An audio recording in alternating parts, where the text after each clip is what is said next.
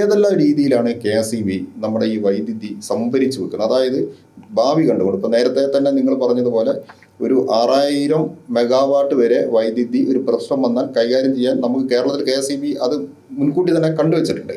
അതെങ്ങനെയാണ് നമ്മുടെ കേരളത്തിൽ മാത്രം ഉൽപ്പാദിപ്പിക്കുന്ന വൈദ്യുതി അല്ലല്ലോ, കാരണം മറ്റ് സംസ്ഥാനങ്ങളിൽ നിന്ന് നമ്മൾ സോപ്പ് വഴിയൊക്കെ വൈദ്യുതി വാങ്ങുന്നുണ്ട്.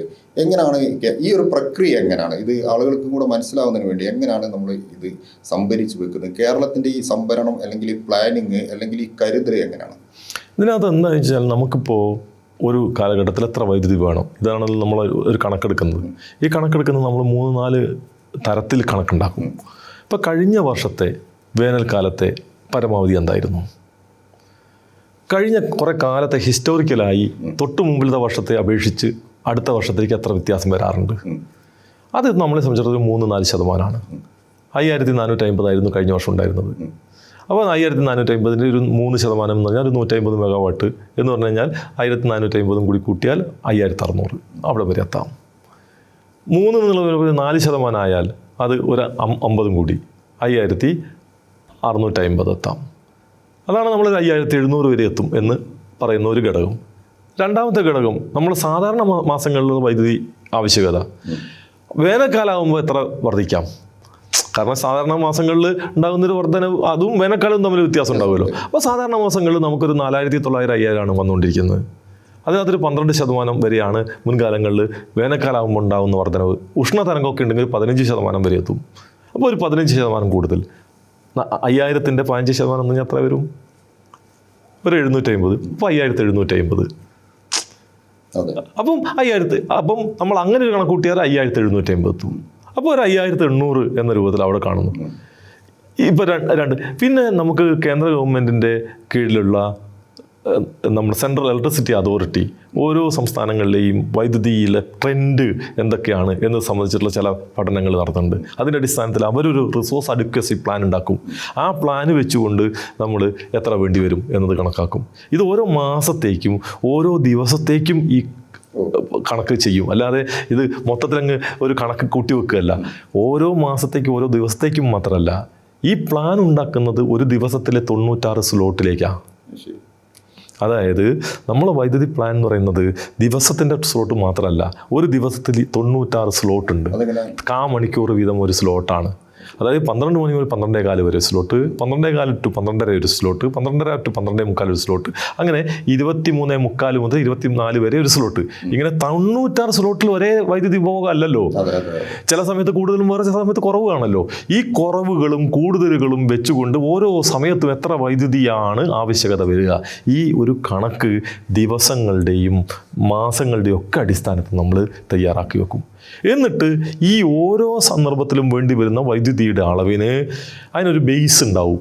അതായത് എല്ലായ്പ്പോഴും വേണ്ടി വരുന്ന വൈദ്യുതി എത്ര കുറഞ്ഞാലും എല്ലായ്പ്പോഴും വേണ്ടി വരുന്നൊരു വൈദ്യുതി ഉണ്ട്. അത്തരം വൈദ്യുതി നമ്മൾ ദീർഘകാലാടിസ്ഥാനത്തിൽ ചില കരാറുകളിൽ ഏർപ്പെട്ട് അറേഞ്ച് ചെയ്യും. എന്നാൽ ചില സീസണിൽ മാത്രം വർദ്ധിക്കുന്ന വൈദ്യുതി അതിന് നമ്മൾ മീഡിയം ടേമിലേക്കുള്ള ചില കരാറുകളിൽ ഏർപ്പെട്ട് ആ വൈദ്യുതി. എന്നാലും ഇതിനകത്ത് ചില ഓഫ് ഷോട്ടുകൾ ഉണ്ടാവും. അങ്ങനെ വരുമ്പോൾ അത് വാങ്ങുന്നതിന് വേണ്ടി നമ്മൾ എന്ത് ചെയ്യും? നമ്മൾ പലതരത്തിലുള്ള ക്രമീകരണങ്ങൾ ഏർപ്പെടുത്തും. അതിനകത്ത് ഒരു ക്രമീകരണം ഇപ്പം നാളത്തേക്ക് ചെറിയൊരു വ്യത്യാസം ഇന്ന് വരുന്നു നിന്ന് കണ്ടാൽ ആ വ്യത്യാസത്തിന് വാങ്ങുന്നതിനാണ് ഡേ ഹെഡ് മാർക്കറ്റ് എന്ന് പറയുക. നാളെ ഈ 96 സ്ലോട്ടിലും നിങ്ങൾക്ക് വരുന്ന വൈദ്യുതി ആവശ്യകത എത്രയായി? നിങ്ങൾ ഓൾറെഡി സ്റ്റോർ ചെയ്തിട്ടുള്ള വൈദ്യുതിൻ്റെ മുകളിൽ എത്ര വേണ്ടി വരും? ആ വൈദ്യുതിക്ക് നിങ്ങൾക്ക് എത്ര രൂപ വരെ വില കൊടുക്കാൻ പറ്റും? അത് നമ്മൾ ടേം ഹെഡ് മാർക്കറ്റിൽ ടെൻഡറിൽ നമ്മൾ സമർപ്പിക്കും. ഇതുപോലെ കമ്പനികളുടെ കയ്യിലുള്ള വൈദ്യുതി അവരും സമർപ്പിക്കും. എന്നിട്ട് അതിനകത്ത് ഈ പറഞ്ഞ എക്കണോമിക്സിലെ നിങ്ങളുടെ എന്താ പറയുക ഡിമാൻഡ് വേഴ്സസ് സപ്ലൈ കർവ് മുട്ടുന്ന സ്ഥലത്ത് വെച്ച് പ്രൈസ് നിശ്ചയിക്കപ്പെടും. അത് കഴിഞ്ഞിട്ട് എല്ലാവർക്കും അതിൻ്റെ ക്രമം അനുസരിച്ച് നിങ്ങൾക്ക് എന്ത് ചെയ്യും? അവർ ഇങ്ങനെ ഒരു പ്രക്രിയേൻ്റെ അടിസ്ഥാനത്തിലാണ് നിങ്ങൾക്ക് ഓരോ ദിവസത്തെയും ഓരോ മണിക്കൂറിൻ്റെയും വൈദ്യുതി എത്രത്തോളം വേണ്ടി വരുന്നു കണക്കാക്കുന്നതും അത് അറേഞ്ച് ചെയ്യുന്നതും. ഈ ഒരു ക്രമീകരണം നടത്തിക്കൊണ്ടാണ് കഴിഞ്ഞ 10 വർഷവും നമ്മൾ ഈ പവർ കട്ടും ലോഡ് ഷെഡിങ്ങും ഇല്ല എന്ന് പറയുന്നത് വെറുതെ അങ്ങ് പറയുകയല്ലോ. ഇപ്പം നമുക്ക് 10 രൂപയ്ക്ക് വൈദ്യുതി വാങ്ങാൻ സംബന്ധിച്ചു നേരെ പോയി വൈദ്യുതി വാങ്ങുക എന്ന് പറഞ്ഞാൽ 10 രൂപയ്ക്ക് അങ്ങനെ വൈദ്യുതി വാങ്ങാൻ കഴിയില്ല.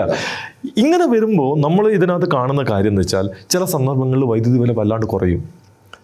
ഇപ്പം നമ്മൾ 10 രൂപയ്ക്ക് വൈദ്യുതി വാങ്ങുന്നു. എല്ലാ സമയത്തും കേന്ദ്ര പൂളിൽ 10 രൂപ അല്ല.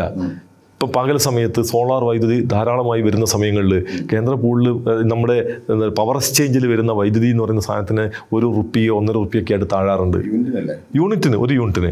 അതേ സമയത്ത് തന്നെ ചില പ്രത്യേക സന്ദർഭങ്ങളിൽ വൈദ്യുതി വില ₹13 ₹14 ആവാറുണ്ട്. ഇപ്പോൾ ഒരു ക്യാപ്പ് 13 എന്ന് പറഞ്ഞ് വെച്ചിട്ടുണ്ട്. ആ ക്യാപ്പിന് മുകളിലേക്ക് പോകാൻ പാടില്ലാത്തതുകൊണ്ട് അവിടെ നിൽക്കും. അത് ₹20 വരെയൊക്കെ ആയ സന്ദർഭമുണ്ട്. ഹൈ പ്രൈസ് ഇലക്ട്രിസിറ്റി മാർക്കറ്റ് എന്നൊരു പുതിയ മാർക്കറ്റ് കേന്ദ്ര ഗവൺമെന്റ് തുടങ്ങിയിട്ടുണ്ട്. അവിടെ ഒരു യൂണിറ്റ് വൈദ്യുതിക്ക് ₹50 വരെ വില വീഴാറുണ്ട്. അതായത് ഈ മാർക്കറ്റ്, അതെ, അങ്ങനത്തെ ഇങ്ങനെ ഒരു എന്താ പറയുക, വളരെ കോംപ്ലക്സ് ആയിട്ടുള്ള ഒരു ഇലക്ട്രിസിറ്റി മാർക്കറ്റിൽ നിന്ന് നിങ്ങൾ നടത്തുന്ന ആസൂത്രണത്തിൻ്റെ ഭാഗമായിട്ടാണ് നിങ്ങൾ ഈ വൈദ്യുതി വാങ്ങുന്നത്. അങ്ങനെ വരുമ്പോൾ നമുക്ക് ചില സന്ദർഭങ്ങളിൽ വൈദ്യുതി സർപ്ലസ് വരും. കാരണം ലോങ് ടേം കരാർ ചിലത് ഏർപ്പെട്ട് കഴിയുമ്പോൾ ചില സമയത്ത് നമുക്ക് അത്രയും വൈദ്യുതി വേണ്ടാത്ത ചില സന്ദർഭം വരും. നല്ല മഴയൊക്കെ വരുന്ന സമയത്ത് നമുക്ക് വൈദ്യുതി അളവ് കുറവ് മതി. അതേ സമയം തന്നെ വേറെ ചില സംസ്ഥാനങ്ങൾക്ക് ഷോർട്ടേജ് ഉള്ളതുണ്ടാവും ആ സമയത്ത് തന്നെ. അപ്പോൾ നമ്മൾ എന്ത് ചെയ്യും, ഞങ്ങൾക്ക് ഇന്ന സമയത്ത് ഇത്രയും വൈദ്യുതിയുടെ മിച്ചമുണ്ട്, നിങ്ങൾക്ക് ആ സമയത്ത് ഷോർട്ടേജാണ്, അതുകൊണ്ട് നമുക്ക് എന്ത് ചെയ്യുക, ഞങ്ങൾ ആ വൈദ്യുതി അങ്ങോട്ട് തരാം. നിങ്ങൾക്ക് അവിടെ മിച്ചം ഉണ്ടാകുന്ന സമയത്ത് ഞങ്ങൾക്ക് ആവശ്യം വരും, അത് ഇങ്ങോട്ട് തരണം. ഇതിനാണ് നമ്മൾ സ്വാപ്പ് എന്ന് പറയുക. അതെ, അത് ബാർട്ടർ സിസ്റ്റം പോലെ ഇങ്ങനെ വിവിധ തരത്തിലുള്ള ക്രമീകരണങ്ങൾ ഏർപ്പെട്ട് ഈ ക്രമീകരണങ്ങൾ വളരെ ശാസ്ത്രീയമായ ഒരു മിക്സ് ആക്കിക്കൊണ്ടാണ് എന്ത് ചെയ്യുന്നത്, നമ്മൾ ഈ വൈദ്യുതി നില ക്രമീകരിച്ചു പോകുന്നത്. അപ്പം ഇതിനകത്ത് പ്രാഥമികമായ എന്താണ്, ഈ ഓരോ സമയത്തുണ്ടാകുന്ന വൈദ്യുതി ആവശ്യകത എത്രയെന്ന് അസസ് ചെയ്യുന്നതിലാണ് ആദ്യത്തെ കടമ്പ. ഈ അസസ്മെൻറ്റ് നമ്മളുടെ പൂർവ്വകാല എക്സ്പീരിയൻസിൻ്റെ അടിസ്ഥാനത്തിൽ ഈ വർഷവും കൃത്യമായ അസസ്മെൻറ്റ് നടത്തിയിട്ടുണ്ട്. അസസ്മെൻറ്റ് നടത്താതിരിക്കുകയല്ല ചെയ്തത്. ഈ അസസ്മെൻറ്റിൽ വന്നിട്ടുള്ള വ്യതിയാനം എന്ന് പറയുന്നത് നമ്മൾക്ക് ഒരിക്കലും പ്രതീക്ഷിക്കാൻ പറ്റാത്തൊരു വ്യതിയാനമാണ്. ആ വ്യതിയാനം വരുത്തിയത് യഥാർത്ഥത്തിൽ ഈ പറഞ്ഞ പോലെ ട്രംപ് ചെന്ന് ഇറാനിൽ ഇങ്ങനൊരു അക്രമം കാണിക്കുന്നു നമ്മൾ ആരാ പ്രതീക്ഷിച്ചത്? അതിൻ്റെ ഭാഗമായി ലോകത്താകെ പാചകവാതക പ്രതിസന്ധിയും അതിൻ്റെ ഭാഗമായി ഈ പാചകവാതക പ്രതിസന്ധി കേരളത്തിൽ ആണ് വലിയ പ്രശ്നം ഉണ്ടാക്കിയത്. കാരണം എന്ന് വെച്ചാൽ ഇപ്പം നമ്മൾ ഹരിയാനയിലേക്ക് പോയാൽ അല്ലെങ്കിൽ ഗുജറാത്തിലേക്ക് പോയാൽ അവിടെയൊക്കെ ഉപയോഗിക്കുന്നത് എന്താ പറയുക, വിറകും വരലിയുമാണ് ഉപയോഗിച്ചുകൊണ്ടിരിക്കുന്നത്. മണ്ണെണ്ണ കുറച്ച് സ്റ്റൗ, അല്ലാണ്ട് അവരാരും പാചകവാതകം ഉപയോഗിക്കുന്നവരല്ല. അതുകൊണ്ട് തന്നെ പാചകവാതക പ്രതിസന്ധി ഉണ്ടായതുകൊണ്ട് നേരെ ഇലക്ട്രിക് സ്റ്റൗവിലേക്കൊന്നും മാറുന്ന സാഹചര്യം അവിടെ ഉണ്ടായിട്ടുണ്ടാവും. അങ്ങനെ ഉപയോഗിക്കുന്ന കുറച്ച് ആളുകൾ മാറിയിട്ടുണ്ടാവും. പക്ഷേ അത് വലിയ ഇമ്പാക്റ്റ് ഉണ്ടാക്കിയിട്ടില്ല. പക്ഷേ കേരളത്തിലെ സ്ഥിതി അതല്ല.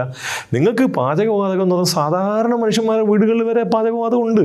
അത് കിട്ടാതാകുമ്പോൾ അവർ പകരമായി എന്ത് സാധ്യത എന്ന് നോക്കിയിട്ടുണ്ട്. അതിൻ്റെ ഭാഗമായിട്ട് ഇവരിപ്പോൾ ഈ പറയുന്ന ഇലക്ട്രിക് സ്റ്റൗവിലേക്ക് നീങ്ങി. കേരളത്തിൽ എന്താ പ്രശ്നം വെച്ചാൽ നമ്മൾ എനർജി മാനേജ്മെൻറ്റ് സെൻറ്റർ, അതുപോലെ തന്നെ വൈസ് പോലുള്ള പല സംഘടനകളും കേരളത്തിലെ ഉപഭോഗത്തിൻ്റെ പാറ്റേണിനെ കുറിച്ചൊക്കെ ചില പഠനങ്ങൾ നടത്തിയിട്ടുണ്ട്. ഈ പഠനങ്ങളിൽ നിന്ന് നമുക്ക് എല്ലാം കൃത്യമായ കണക്കൊന്നുള്ളതല്ല, അത് എക്സ്ട്രാപ്പൊളേറ്റ് ചെയ്യുമ്പോൾ ഏകദേശം ഒരു നമ്മുടെ പാചകവാത പ്രതിസന്ധി ഉണ്ടാകുന്ന വരെയുള്ള കാലത്ത് കേരളത്തിലൊരു 10-12 ലക്ഷത്തോളം സ്റ്റൗകളുണ്ട്. ഈ കഴിഞ്ഞ ഒരു 2 മാസത്തെ വിൽപ്പന വളരെ വലുതായിരുന്നു. നമുക്കിപ്പോൾ ഓൺലൈനിലൊന്നും ഈ സാധനം കിട്ടാനില്ല.